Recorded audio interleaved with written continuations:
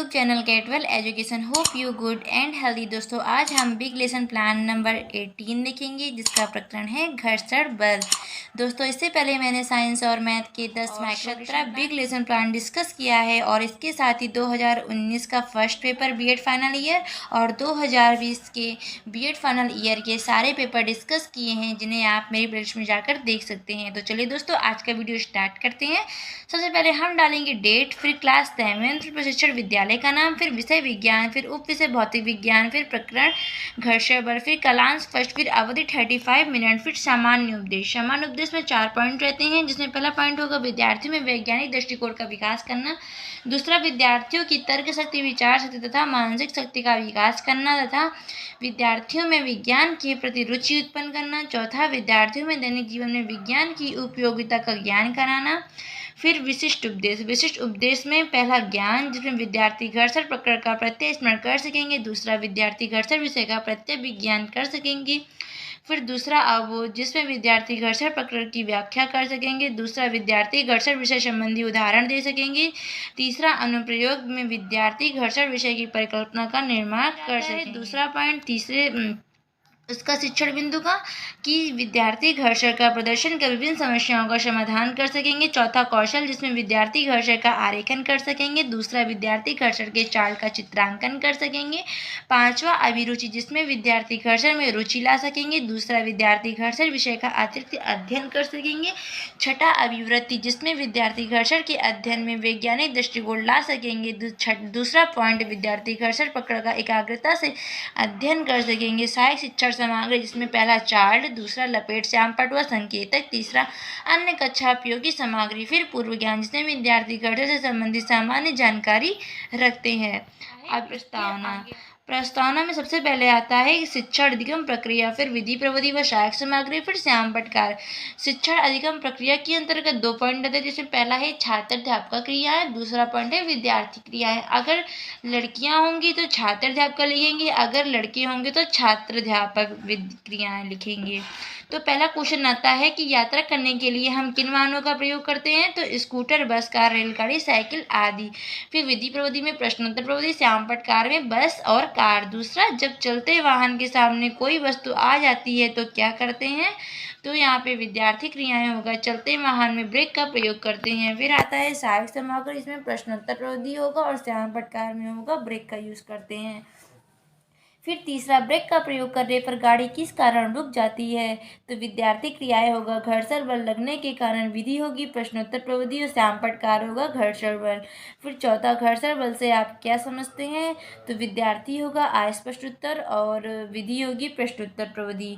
अब आता है उपदेश कथन जिसमें आज हम कक्षा में घर्षण का। फिर आता है प्रस्तुतिकरण। प्रस्तुतिकरण में आपको 6 पॉइंट मिलते हैं जिसमें पहला है शिक्षण बिंदु, दूसरा अपेक्षित व्यवहारगत परिवर्तन, तीसरा शिक्षण अधिगम परिस्थितियां जिसके अंतर्गत 2 पॉइंट मिलते हैं, छात्र अध्यापक क्रियाएं और विद्यार्थी क्रियाएं। फिर आता है विधि प्रविधि व सहायक सामग्री, फिर श्यामपट्ट कार्य। शिक्षण बिंदु में पहला पॉइंट आता है घर्षण बल और अपेक्षित व्यवहारगत परिवर्तन में पहला पॉइंट आता है ज्ञान जिसमें विद्यार्थी घर्षण बल प्रकरण का प्रत्यय स्मरण करते हैं। फिर आता है शिक्षण अधिगम परिस्थितियां जिसमें विद्यार्थी क्रियाएं, छात्र अध्यापक क्रियाएं में विकास। प्रश्न पहला होगा कि ब्रेक लगाते समय गाड़ी क्यों रुक जाती है, तो घर्षण बल के कारण रुक जाती है। दोस्तों आप जो यहाँ विकास प्रश्न करेंगे वो आपने अभी पीछे प्रस्तावना में यूज किया है, उसी पर आधारित आप क्वेश्चन करेंगे यहाँ पे। फिर आता है विधि प्रविधि। विधि प्रविधि में प्रश्नोत्तर प्रविधि होगा और दूसरा क्वेश्चन करेंगे आपकी घर्षण बल से आप क्या समझते हैं, तो अस्पष्ट उत्तर होगा और विधि होगी प्रश्नोत्तर प्रविधि। स्पष्टीकरण में आप इसको स्पष्ट करेंगे घर्षण बल को कि किसी स्थिर ठोस वस्तु पर कोई दूसरी ठोस वस्तु को इस तरह रखें कि दोनों समतल पृष्ठ एक दूसरे को स्पर्श करते हैं, तो इस दशा में दूसरी वस्तु को पहली वस्तु पर खिसकने के लिए बल लगाना पड़ता है। इस विरोधी बल को घर्षण बल कहते हैं। घर्षण बल का मान दोनों तलों के बीच अविलंब बल पर निर्भर करता है।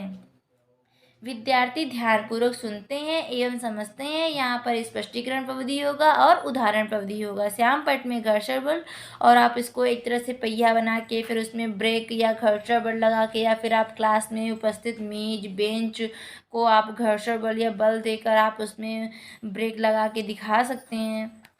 और फिर आता है बोध प्रश्न। बोध प्रश्न में होगा पहला कि घर्षण बल कैसा बल है, तो विरोधी बल है। विधि होगी यहाँ पे प्रश्नोत्तर प्रविधि। दूसरा, घर्षण बल का मान किस पर निर्भर करता है, तो दोनों तलों के बीच अभिलंब बल पर। विधि होगी प्रश्नोत्तर प्रविधि। अब दूसरा शिक्षण बिंदु आता है घर्षण का मान घटाना या बढ़ाना। अनुप्रयोग होगा विद्यार्थी घर्षण विषय की परिकल्पना का निर्माण करते हैं। विकास प्रश्न पहला होगा घर्षण बल क्या है, एक विरोधी बल जो वस्तु की गति का विरोध करता है। विधि होगी प्रश्नोत्तर प्रविधि। घर्षण बल को किस प्रकार घटाते हैं, तो अस्पष्ट उत्तर होगा। विधि होगी प्रश्नोत्तर प्रविधि और स्पष्टीकरण आप इसको स्पष्ट करेंगे तो विद्यार्थी आपकी बात ध्यानपूर्वक सुनते व समझते हैं। और विधि होगी स्पष्टीकरण प्रविधि और उदाहरण प्रविधि। आप जो भी यहाँ पे स्पष्ट करेंगे वो भी आगे आप देखेंगे। इसमें स्पष्ट करेंगे आप इसको घर्षण बल को कि हमारे जीवन में बढ़ाना बहुत ही आवश्यक है। गाड़ी के पहियों में घर्षण बल बढ़ाने के लिए खांचे बनाए जाते हैं। इसी प्रकार जूते चप्पल में भी तली में खांचे बनाए जाते हैं जिससे कि चलते समय व्यक्ति जिससे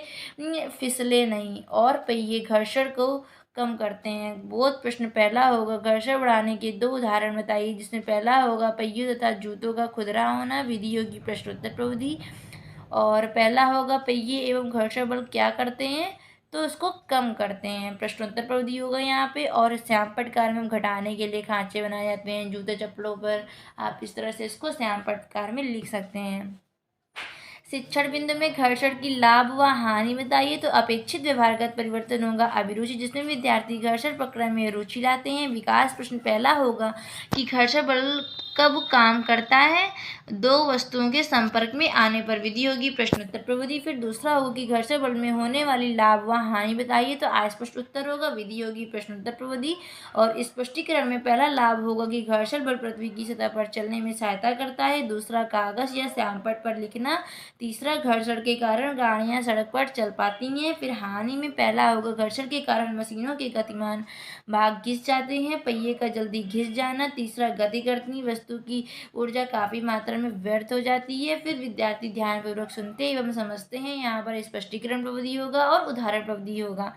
लाभ में आप इसके लाभ हानि लिख सकते हैं श्यामपट्ट कार में। फिर बोध प्रश्न पहला होगा घर्षण बल के लाभ बताइए, जिसमें पृथ्वी की सतह पर चलने में सहायक होते हैं, वो प्रश्नोत्तर प्रविधि होगा। फिर दूसरा, घर्षण बल की हानि बताइए, तो पहिए का जल्दी घिस जाना ही प्रश्नोत्तर प्रविधि कहलाता है।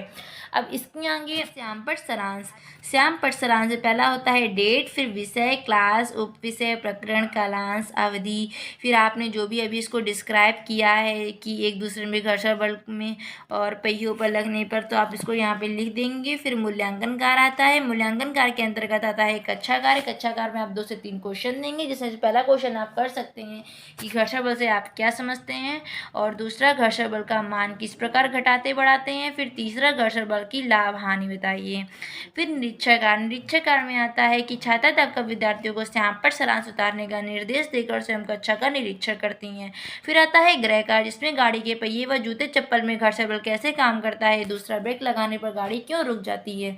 तो दोस्तों, आज का वीडियो यहीं पे समाप्त होता है। आपको मेरी वीडियो कैसी लगी प्लीज़ मुझे कमेंट में ज़रूर बताइएगा, और दोस्तों के साथ चैनल को लाइक करिएगा, सब्सक्राइब करिएगा और शेयर कर दीजिएगा। मिलते हैं नेक्स्ट वीडियो में नेक्स्ट टॉपिक के साथ। तब तक के लिए बाय बाय।